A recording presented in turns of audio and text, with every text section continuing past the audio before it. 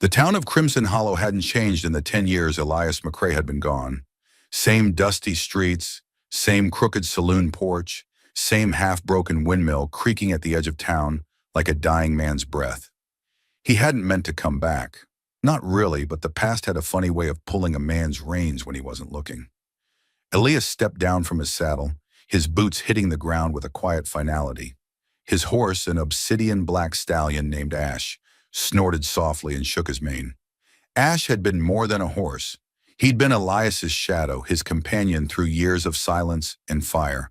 The only thing in the world the gunslinger still trusted. They had barely made it to the old McCrae homestead, a lonely stretch of scorched earth a mile outside town, when Elias noticed the trail dust. 5 riders, maybe 6, moving fast, cutting across his land like they owned it. He narrowed his eyes. Trouble. He could smell it, even after all these years. By the time he stabled Ash and stepped inside the ruined cabin, it was too late. The riders came at dusk. Elias was gathering firewood when the first bullet whistled past his ear and slammed into the oak behind him. He hit the dirt, rolling behind the well and drawing his revolver in one smooth motion. The bastards didn't call him Iron Hand for nothing. He returned fire. 1 shot, 2, before everything went quiet. Too quiet. He rose cautiously, scanning the tree line, and that's when he heard it. A scream. Not human. Sharp. Pained. Ash. Elias sprinted, his heart already knowing what his eyes refused to accept. He found Ash lying near the corral, legs twitching, blood pooling beneath him. 1 bullet to the chest, another between the eyes. Clean, efficient, like a message. Elias dropped to his knees, his hand trembling as he reached out and stroked the horse's muzzle. The warmth was fading fast. "I'm sorry, boy," he whispered. "You didn't deserve this." The gunfire had been a distraction. They hadn't come for Elias, not directly. They came to take what tethered him to the earth, the last living piece of his soul, and they had succeeded. By dawn, Ash was buried behind the cabin under a crude stone marker Elias carved himself. He didn't cry. The tears had dried up years ago, back when his wife and child were taken in a fire he hadn't started. But he felt something colder, something worse. Purpose. Elias rode into town by foot, wearing his long coat and iron eyes. He walked into the sheriff's office and placed a single bullet on the desk. "This belong to any of your men?" he asked flatly. Sheriff Branley eyed the bullet, then the man. He looked older than Elias remembered. Softer. "No, Elias, I'd remember issuing that kind of message." "Then maybe you remember who would." Branley sighed, removed his hat, and looked down at the floor. "There's a gang. Calls themselves the Hollow Vultures. Came in 6 months ago. Started bleeding the town slow. Took over the saloon, the stables, everything but the church. Don't think they feared God, just didn't see any money in it." Elias pocketed the bullet. "Where's their nest?" Branley hesitated. "You sure you want to—" "I'm not asking permission." Silence. Finally, Branley pointed east. "Abandoned silver mine. Half a day's ride. They don't expect folks to go looking." Elias turned to leave. "They'll kill you," the sheriff added quietly. Elias paused in the doorway. "They already did." And with that, Iron Hand McCrae stepped into the light. The town watched as he passed, mothers clutching their children, drunks sobering up in his shadow. They knew the stories. Of a man who once took down 7 bounty hunters in the space of a heartbeat. Of the legend who walked away from blood and never looked back. Until now. This time the legend was walking toward it. And the vultures had no idea the storm they just unleashed. The wind howled low through the canyon, whispering through sun-bleached bones of the abandoned silver mine. High above, a buzzard circled slow and lazy, like it already smelled death in the dirt. Elias McCrae crouched behind a crag of stone, watching the mine's entrance. 2 guards, young, cocky, rifles slung over their shoulders like fashion statements, stood at the mouth of the hollow. One smoked, the other swatted at flies. Neither had the look of men who expected trouble. Definitely not the kind Elias carried. He adjusted the leather strap of the rifle across his back and checked the weight of his revolvers. 2 on the hip, 1 in the coat, 1 knife strapped to his boot. He didn't plan to use all of them, but plans had a way of changing when bullets started flying. His hand hovered over his iron-handled Colt. fingers twitching not from nerves, but muscle memory, the kind carved into bone by years of violence. Ash's death still echoed in his head, the shot between the eyes, the way the stallion collapsed without a cry, and the silence that followed. That silence would be paid for in screams. Elias moved like shadow, one moment behind Rock. The next, he was among them. 2 shots, one for each throat. The guards never saw him coming. They dropped without ceremony, just another part of the dust. He dragged the bodies behind a broken ore cart and pushed deeper into the mine's black mouth. Inside, it smelled of rot and rusted ambition. The hollow vultures had set up shop with makeshift bunkhouses and stolen furniture. Whiskey bottles, bloodstains, and old Union flags covered in graffiti littered the walls. The place looked like it had once known purpose. Now it knew only decay and men. 8 of them by Elias's count.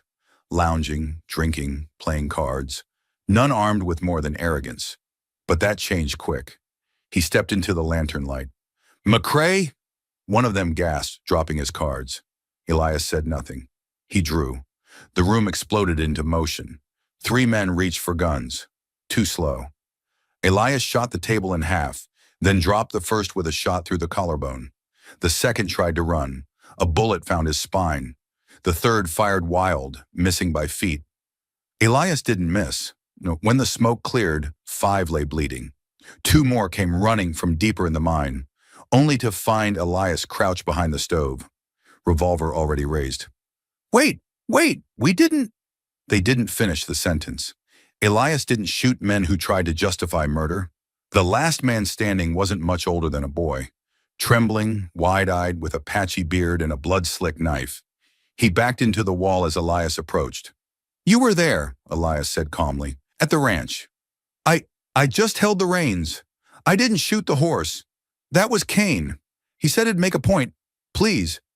"Kane?" "Kane Maddox. He's the boss. He runs the vultures. He's the one who gave the order." "Where is he?" The boy pointed south. "Old ranch near Devil's Backbone. Keeps the best horses there. Claims it's his collection. He's got your saddle. Hung it on the gate like a trophy." That was all Elias needed to hear. He turned. The boy started sobbing in relief. Then Elias stopped. He glanced over his shoulder. "One last thing." The boy froze. Yeah. You held the reins?" The shot echoed like thunder through the hollow mine. Outside, the buzzard circled lower. The road to Devil's Backbone was cut from the bones of the land itself. Dry ravines, shattered rocks, and gullies deep enough to bury secrets that would never surface. Elias rode a borrowed chestnut mare, lean and mean, the kind of horse used to long rides and harder men, the kind that wouldn't run from gunfire. Dust clung to Elias's coat like old sin, his eyes narrowed against the burning wind. Each mile brought the distant shape of the ranch into clearer view. An old hacienda-style structure atop a flat bluff, with split-rail fencing, black smoke curling from its chimney, and a longhorn skull nailed above the barn. But it wasn't the skull that made his blood boil. It was the saddle. Ash's saddle, burnished leather, silver studs, a custom horn engraved with the brand EM, hung on the ranch gate like a hunter's prize. Elias's jaw clenched so hard it made his teeth ache. He didn't slow the horse. As he approached, 2 men came out onto the porch with rifles. One spit a wad of tobacco into the dust. "Well, I'll be damned," the taller one said. "The ghost rides." The second man raised his rifle. "Maddox said if he showed, we put him in the dirt." Elias didn't speak. He shot the first man through the throat, the second through the eye, and rode straight through the gate without breaking stride. He didn't want stealth now. He wanted them to know he was coming. He wanted Kane Maddox to hear the hoofbeats and know death was on its way. Gunfire erupted from the barn. A rider burst out, trying to make a break for it. Elias swung his rifle off his back and fired once. The horse went down, tumbling. The rider flew face first into a rock and didn't move again. More men spilled out of the house, shouting, ducking behind barrels and wagons. Elias dismounted and moved like water. A shot clipped his shoulder. He barely flinched. He returned fire with surgical precision. A kneecap exploded. A man screamed behind a wagon. Another tried to flank him. Elias turned and fired without looking. The man dropped, his pistol clattering to the dirt. By the time the dust settled, 6 men bled out across the yard. But Kane Maddox hadn't shown his face. Not yet. From the second-story balcony, a voice rang out. "Well now, that's quite the entrance, Iron Hand." Kane Maddox stood in a tailored black coat, a gold pocket watch in one hand, a Henry repeater in the other. His salt and pepper beard was trimmed short, his eyes sharp and calculating. Elias said nothing. Kane chuckled. "You know, I almost didn't believe it when they said you were still alive. I figured Ash had to go first. That horse was your soul. Kill the horse, kill the man. That's what I thought." "You thought wrong," Elias said. Kane raised the rifle. "And now you're alone. Again. What's left of you now?" Elias dropped into a crouch just as the rifle cracked. The shot missed. Elias returned fire. His bullet struck the balcony post, splintering it near Kane's hand. The outlaw staggered back, swearing. Elias moved fast, reloading as he ran, heading toward the back stairs. Kane Maddox was clever, but he wasn't a killer the way Elias was. He was a coward who gave orders and let others die for them. No more. Elias kicked open the back door and swept through the hallway like a ghost with a grudge. He climbed the stairs 2 at a time, the rifle heavy in his hands, his revolvers ready. Kane had retreated into his office. Elias could hear him shuffling papers, moving something heavy, maybe blocking the door. Didn't matter. Elias kicked it in. The door cracked open, swinging wide. Kane spun around with a sawed-off shotgun, but Elias was already shooting.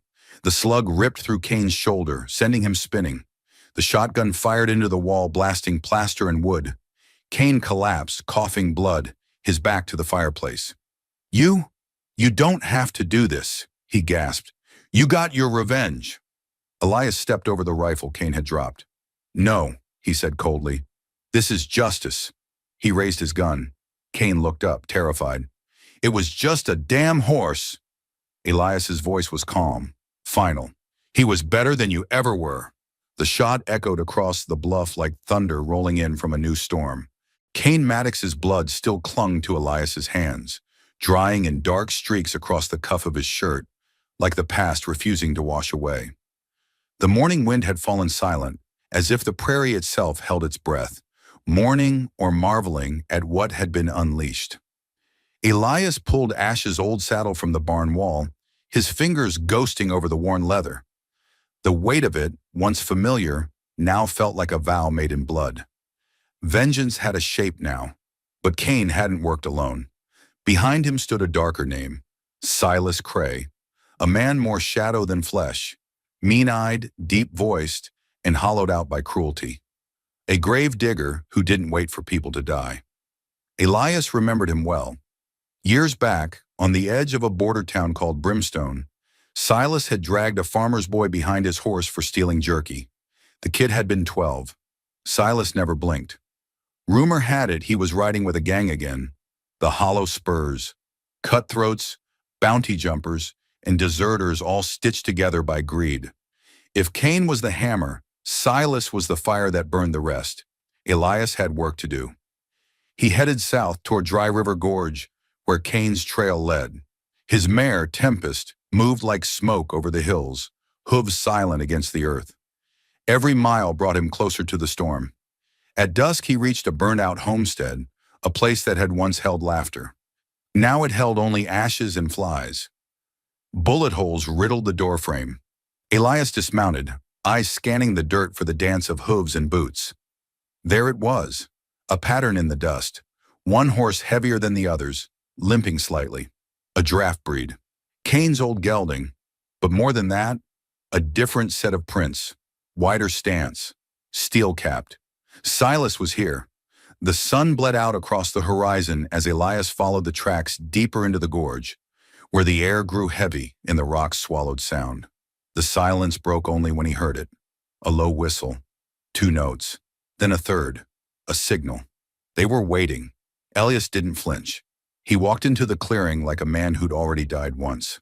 3 riders emerged from behind the rocks, one young, twitchy, with a pistol half drawn, one older, calm-eyed, cradling a Winchester like it was gospel. And then Silas. Same cracked boots, same dead stare. Well, I'll be, Silas rasped, spitting a streak of tobacco.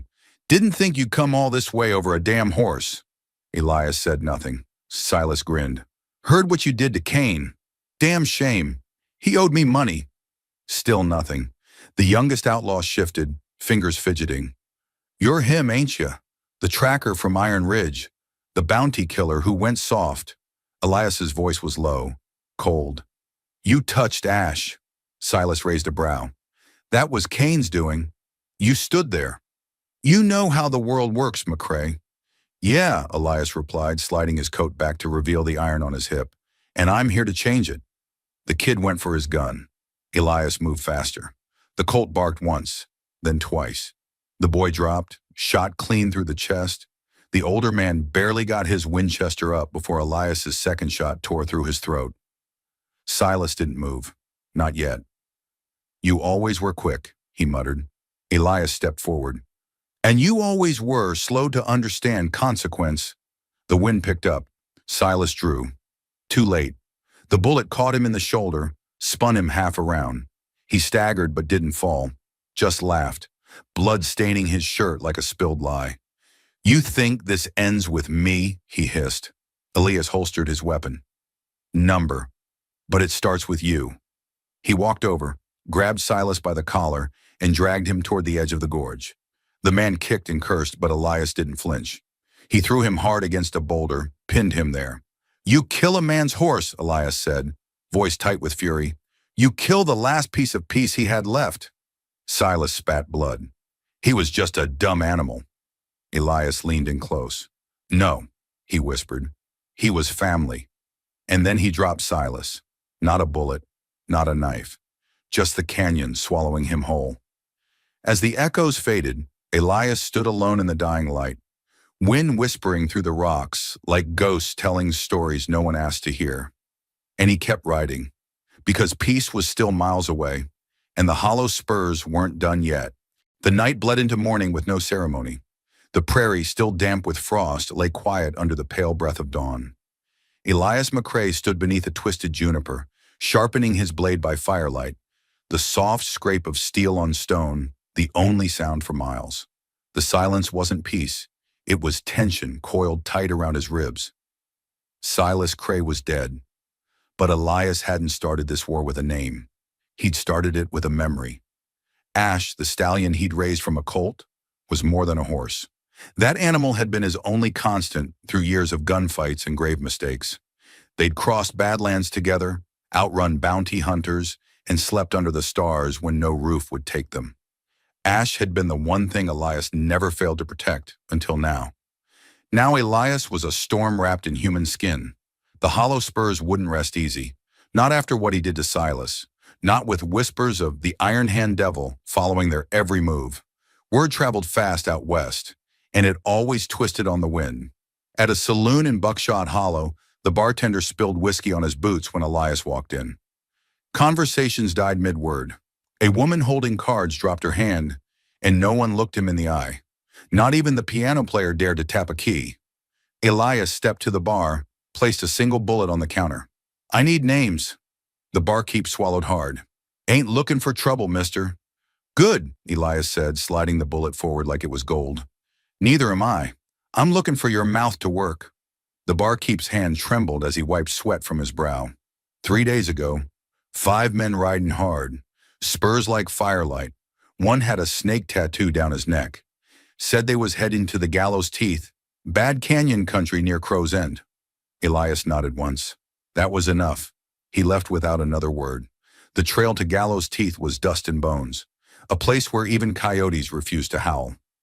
By noon, Elias spotted signs, boot prints, cigar ash, a brass button caught in a thorn bush. The hollow spurs were close, too close. That night they made their mistake. They came for him, 5 of them, sneaking through brush, whispering plans like boys daring each other to touch a ghost. But Elias was no ghost. He was the thing ghosts feared. The first man never even saw the knife. The second one took a bullet in the dark, falling against a tree with a grunt and a prayer half-formed. The others scrambled, firing blind, panicked. Elias dropped from the ridge, silent as a shadow, and ended it with steel and fire. When it was done, only one remained. Young, shaking, a patchy beard and tear-filled eyes. Elias stepped over bodies, eyes locked on the kid. Name, the boy stammered. What? Who leads what's left of you? The kid swallowed. Mason Greer. He's in Dead Lantern Ridge. He ain't like the rest. He's worse. Elias leaned in, the firelight dancing in his cold eyes. Tell him I'm coming. By sunrise, Elias was gone, but in his wake the wind whispered. Names, Ash, Silas, Cray, McCray, and now, Mason Greer. The hollow spurs were running out of places to hide, and Elias Iron Hand. McCray wasn't done yet. The storm rolled in just before sunset, black clouds stretching wide across the Dakotan sky, swallowing the horizon. Wind howled down from the ridges, kicking dust into whirling devils that danced along the canyon's edge. In the heart of Dead Lantern Ridge, the last of the hollow spurs hunkered down, uneasy in their fortress of crumbling stone and rotted timbers. Mason Greer watched the sky with narrowed eyes. He wasn't a man easily shaken. He'd led massacres, burned towns, and made widows from the Missouri to the Colorado line. But something in that wind unnerved him. It felt like the prairie itself was holding its breath. And Mason Greer knew what men said about Elias McCray. Not a man, they said. A force. A curse wrapped in gunpowder and scar tissue. They called him the Iron Hand Devil, because no one could stop him once the killing started. Greer turned to his men, what few he had left. He comes tonight. Ready yourselves. Elias rode into Dead Lantern Ridge as lightning cracked across the sky, his coat soaked, hat low, revolver slung loose at his hip. No stealth this time, no surprise. This was war, and Elias wanted them to see it coming. He tied his new horse, barely broken, black as midnight, at the edge of the ridge, gave the beast a firm pat on the neck. You ain't Ash, he murmured, but you're mine now. Stay if you want to see another dawn. Then he walked into hell. They saw him silhouetted in the lightning flash. One man, soaked in rain, carved from vengeance. 5 rifles fired from the ledge. Elias dropped low, rolled behind a rusted mining cart, and answered with fire of his own. 2 men fell screaming. The third ran. Mistake. Elias caught him through the spine. Thunder drowned the rest. Inside the main cabin, Mason Greer waited with a shotgun and a sneer. He'd fortified the place like a war bunker. Shutters nailed, lanterns out, kill zones mapped. But Elias didn't come through the door. He came through the wall. One boot shattered the rotting timber. Elias barreled through like a demon loosed from some ancient tomb, bloodied knife in one hand, 6-shooter in the other. Mason fired once, missed. Elias didn't. The bullet caught Greer's shoulder, spinning him sideways. He screamed, dropped the shotgun. They clashed in the firelight. Fists, knives, fury, no words, just pain. Mason drove a knee into Elias's gut, sent him sprawling. You think you're better than me? He roared. You're just like us, just a killer with a story to justify the bodies. Elias, blood dripping from his lip, rose slow. Number, I'm worse. And then he moved. Fast. The knife flashed. The gun roared. Mason dropped to his knees, a hole in his gut and steel in his throat. His last words were a whisper lost to the wind. Elias didn't wait to hear them. He walked out into the rain. By dawn, Dead Lantern Ridge was silent. Crows circled above, but they would find no fear here, only reckoning. Elias stood at the ridge, the wind tugging at his coat. He had no home to go back to, no one waiting. But vengeance. Vengeance was done. He reached into his coat, pulling out a thin leather strap, Ash's bridle, worn and frayed. He tied it to a stone, set it on the cliff's edge, and whispered something only the wind could carry. Then he mounted his horse and turned west, riding not toward a destination, but away from everything that had turned him into a weapon.